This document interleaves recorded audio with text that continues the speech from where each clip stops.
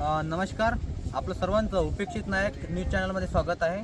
तर आपण आलो आहोत अमरावतीपासून 10 किलोमीटर अंतरावर भाणखेड बुद्रुक नावाचं एक गाव आहे आणि त्यासमोर एक उदखेड नावाचं गाव आहे. त्या रस्त्याने एक येताय बाबा म्हणून महाराज आहेत, त्यांची इथे दरवर्षी यात्रा येते. तर तेथील मंडळीशी आता आपण संवाद साधूया. तर काका, आपलं नाव? राजू ठाकरे, पारडी. पारडी या ठिकाणमधील आपले काका भेटलेले आहेत, राजू ठाकरे. तर इथे दरवर्षी कोणत्या तारखेला कार्यक्रम असतो आणि कशाबद्दल? 29 नोव्हेंबरला. 29-30 नोव्हेंबर कार्यक्रम असतो. 29ला असेल ते पुण्यतिथी, आज महाप्रसाद. अच्छा, म्हणजे 29 नोव्हेंबरला पुण्यतिथी असते आणि 30 नोव्हेंबरला कार्यक्रम असतो. हा खेळाचा समावेश आहे मंदिरामध्ये, सहभाग आहे. तर जवळपास किती लोक येतात इथे दरवर्षी? दरवर्षी आता सुरू झाले लोक, हां. आता हे जवळजवळ 1000, 1200, 1500, 2000पर्यंत लोक आहेत महाप्रसाद. अच्छा, आणि एका विशिष्ट मंडळ किंवा संस्थेकडून आयोजन असते की? हा, असं चारे खेळ, वराड खेळ, पारडी, भानखेड, पोहरा, या परिसरातले मुख्य मंडळी म्हणजे असं 10-12 लोक जमा होतात.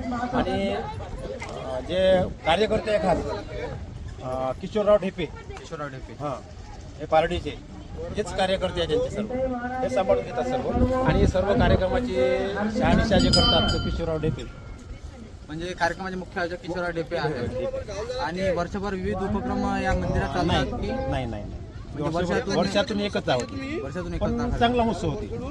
अच्छा. तर दरवर्षी जवळपास 1500-2000 लोक 2000 लोकांपर्यंत, 2000 वर जाईल पण कमी नाही होणार, कारण का आजूबाजूच्या खेळाचे जवळ 2000-3000 लोक होते. याच्या आधीचा कार्यक्रम चांगल्या रीतीने पार पडला आहे. मागच्या वर्षी पुरणपोळी पण सुद्धा झालेली आहे इथं. आणि या मंदिराला जवळपास किती दिवस झाले, म्हणजे कधी बनलं काही अंदाज द्याल? हे मंदिर फार पुरातन काळातलं आहे. आता जीर्णोद्धार झाला या मंदिराचा, जवळजवळ 7-8 वर्ष झाले. 8 वर्ष झाले जीर्णोद्धार झाला. 8 वर्ष झाली. म्हणजे पुरातन काळातील हे मंदिर आहे. फार पुरातन काळातील मंदिर आहे. जवळजवळ असं बघा 3-4 पिढ्यातून कोणी सांगू शकणार नाही या पिढ्या मंदिराचं खासियत. अच्छा, सुरुवात कुठून झालेली आहे. ठीक आहे. आणि या ठिकाणी जो काही भोजनाचा वगैरे कार्यक्रम आहे तो सार्वजनिक वर्गणीतून, गाव वर्गणीतून, लोक वर्गणीतून सर्व, वैयक्तिक कुणाचा कुठलाच कोणाचा नाही. याच्या आधी पण करत होते तर वैयक्तिक नव्हते करत, सर्व गावामधून करत होते. ठीक आहे. धन्यवाद काका, या ठिकाणी थांबूया, आपली रजा घेतली.